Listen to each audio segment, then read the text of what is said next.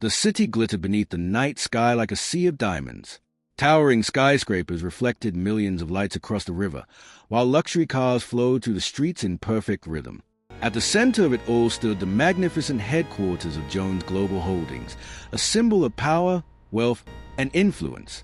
At the very top floor, behind walls of glass overlooking the city, stood a man who possessed everything money could buy.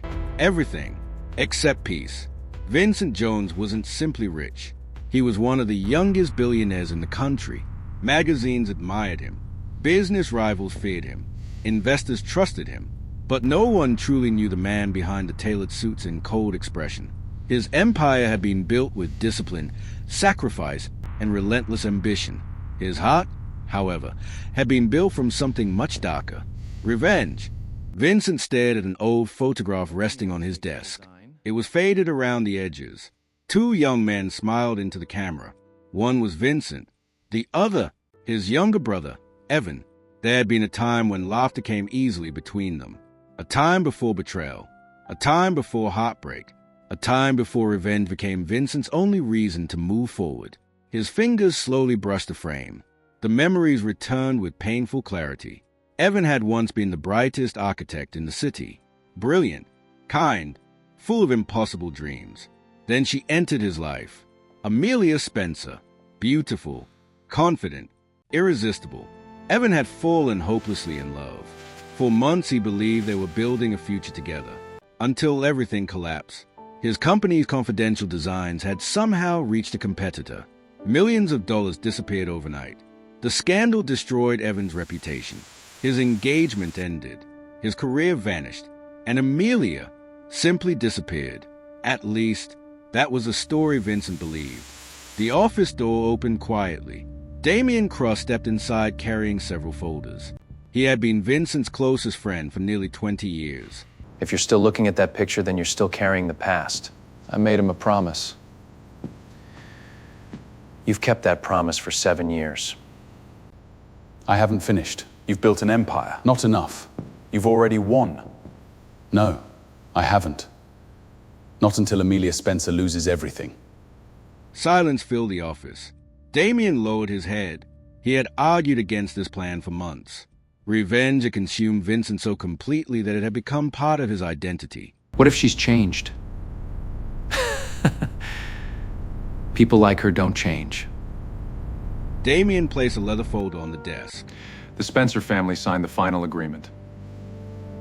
Vincent opened it slowly. Inside lay a marriage contract. Within 3 days, Vincent Jones would marry Amelia Spencer. The wedding had become the talk of every newspaper and business magazine. Journalists called it the union of two powerful families. Business analysts praised it as a billion-dollar merger. No one knew the truth. Vincent wasn't marrying for love. He wasn't marrying for business. He was marrying for revenge. His plan was simple: marry Amelia, earn her trust, make her fall deeply in love, then abandon her completely. He wanted her to experience the same heartbreak he believed she had inflicted on Evan. Every tear, every sleepless night, every lonely morning, she would feel them all. Only then would justice finally be served. Also, Vincent believed, across the city, far away from a world of billionaires, Alice Spencer knelt beside a little girl struggling to play the piano. No. Don't rush the notes. Music isn't about being perfect. It's about making people feel something. The child tried again. This time, the melody filled the small classroom beautifully. Alice smiled with genuine pride. Unlike her glamorous twin sister, Amelia, Alice had never cared about wealth or social status. She preferred simple dresses, quiet mornings, children's laughter, and helping others discover their confidence. Most people never even knew Amelia had a twin. Their personalities were complete opposites. One sought attention. The other avoided it. One loved luxury. The other found happiness in simplicity. Yet despite their differences, Alice would have done anything for her family. She had no idea that before the week was over, that promise would change her entire life. That evening, as Alice walked home beneath the golden glow of the setting sun, her phone rang. It was her mother. Her voice trembled. "Alice, please come home. It's your sister, There's been a terrible problem. Alice stopped. I'm coming home. A strange feeling settled deep inside her heart. She didn't know it yet, but that single phone call was about to lead her down a path from which there would be no turning back. A path that would place a wedding ring on her finger and bind her destiny forever to a billionaire who hated the woman he believed she was. Alice arrived at the Spencer mansion just after sunset. The grand estate, usually alive with warm lights and the quiet sound of staff preparing dinner, felt eerily silent. As she stepped through the front doors, she immediately sensed something was terribly wrong. Her mother rushed toward her. Without saying a word, Eleanor Spencer wrapped her daughter in a trembling embrace. She was crying, real tears. Mom, what happened? Instead, she gently took Alice's hand and led her into Harold Spencer's private study. The room was heavy with tension. Harold sat behind his mahogany desk, looking years older than he had that morning. Stacks of legal documents were scattered across the polished wood. His tie hung loose around his neck. His usually confident posture had collapsed under the weight of despair. When he looked up at Alice, guilt filled his eyes. I'm sorry, sweetheart. Sorry for what? Amelia is gone. Gone? No one has seen her since this afternoon. Alice stared at her father in disbelief. She wouldn't just disappear. I thought the same. He reached into a drawer and placed an envelope on the desk. Inside were photographs. Alice's heart raced. The first showed Amelia entering a luxury hotel 2 nights earlier. The second showed 2 unfamiliar men watching her from across the street. The third made Alice gasp. It showed Amelia arguing with someone inside an underground parking garage. The man's face wasn't visible, only his expensive black suit and silver watch. This afternoon, Amelia called. She said someone has been following her. She sounded terrified. Then, the call ended. You called the police? We did. They found nothing. We've called every hospital, every friend. No one has seen her. Alice's breathing became shallow. The wedding was only 24 hours away. Postpone the wedding. If only it were that simple.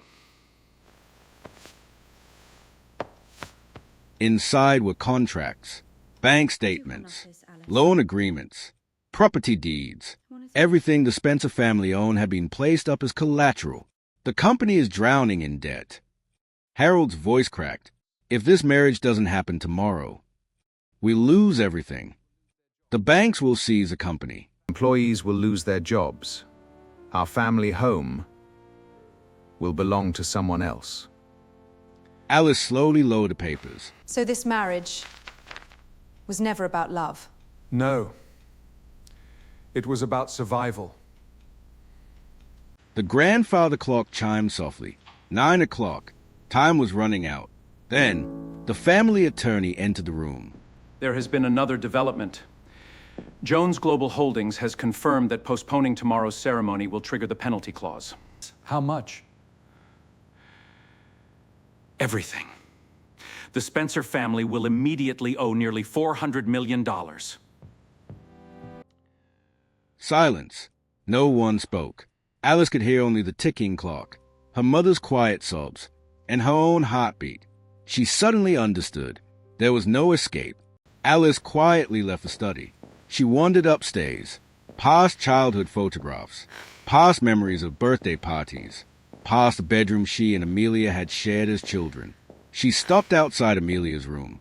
The wedding gown stood on a mannequin near the window. Elegant, timeless, beautiful. Alice gently touched the delicate lace. She remembered being 10 years old. She and Amelia had once promised that no matter where life took them, they would always protect one another. Tears filled her eyes. Where are you, Amelia? The room answered only with silence. Alice stood before the mirror. Her reflection stared back at her. For the first time in years, she truly noticed how identical she and Amelia were. The same eyes, the same smile, the same face. Only their hearts were different. A soft knock interrupted her thoughts. Her mother entered.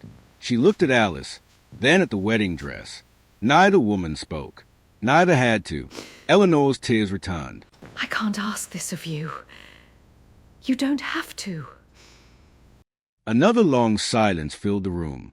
Finally, Alice whispered the words that would change every life forever. I'll do it. No. You deserve your own future. Alice gently took her mother's trembling hands. If Amelia is in danger, then someone has to protect this family until we find her. I'll marry Vincent Jones. Outside, thunder rolled across the night sky. As if heaven itself knew, nothing would ever be the same again. Morning arrived beneath clear blue skies. By sunrise, the Jones estate had transformed into something that looked less like a home and more like a royal palace. White roses lined the marble walkway. Crystal chandeliers sparkled beneath a massive glass pavilion built especially for the ceremony. Luxury cars stretched for nearly half a mile outside the estate. Business leaders, celebrities, government officials, and the wealthiest families in the country gathered for what the media had already named the wedding of the year. Television crews broadcast every arriving guest. Fashion reporters admired every designer gown. Helicopters circled above the estate, capturing breathtaking aerial footage of the magnificent celebration. To the outside world, it was a fairy tale. Only 4 people knew it was built upon a lie. Alice sat quietly inside the bridal suite, staring at herself in the mirror. Layers of delicate lace covered her elegant wedding gown. A diamond necklace rested gently against her neck. A sheer veil concealed most of her face. She looked exactly like Amelia. Yet inside, she had never felt more unlike herself. Downstairs, Vincent Jones adjusted the cuff of his tailored black tuxedo.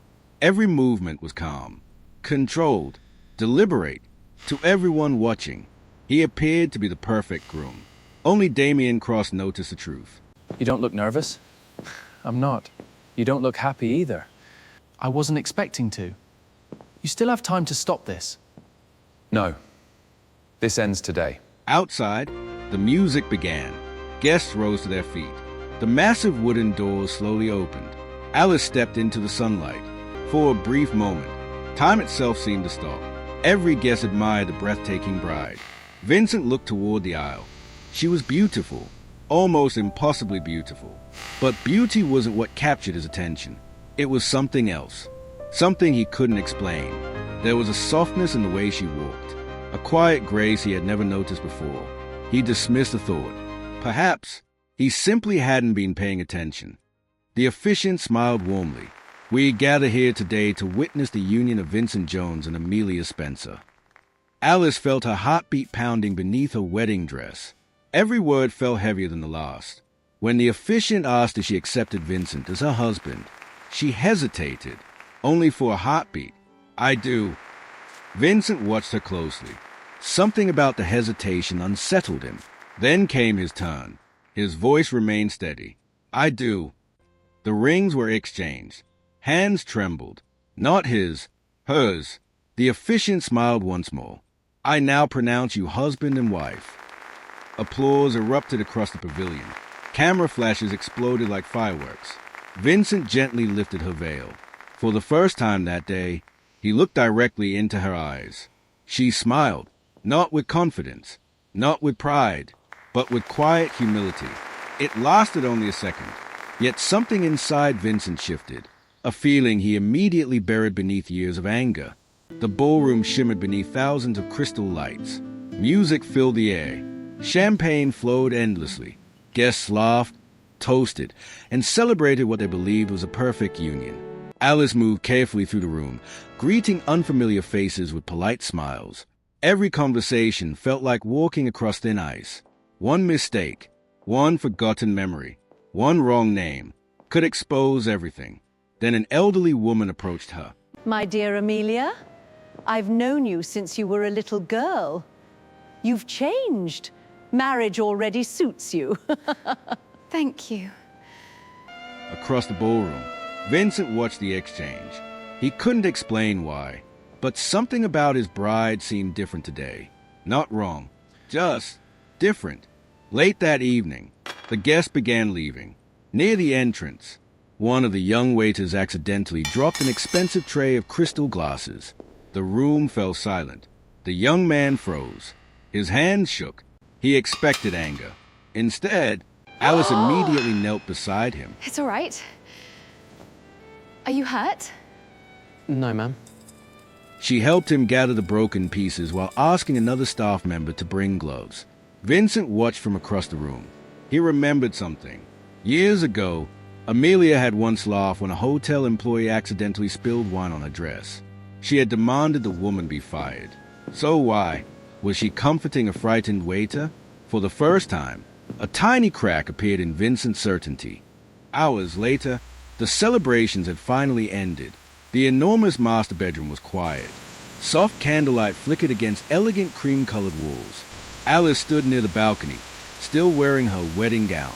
She looked out over the city lights, trying to steady her breathing.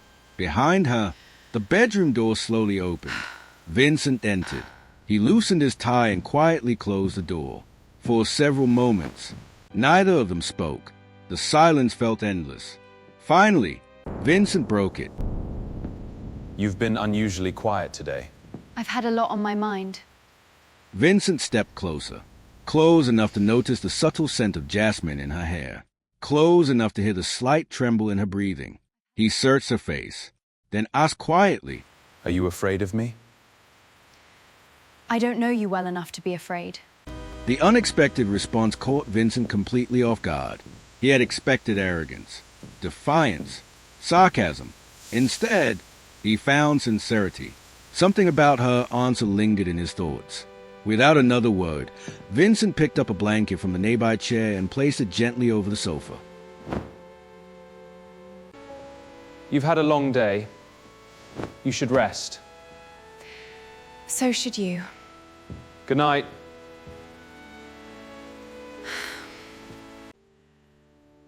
As Vincent turned off the final light and walked toward the opposite side of the room, he couldn't shake one troubling thought.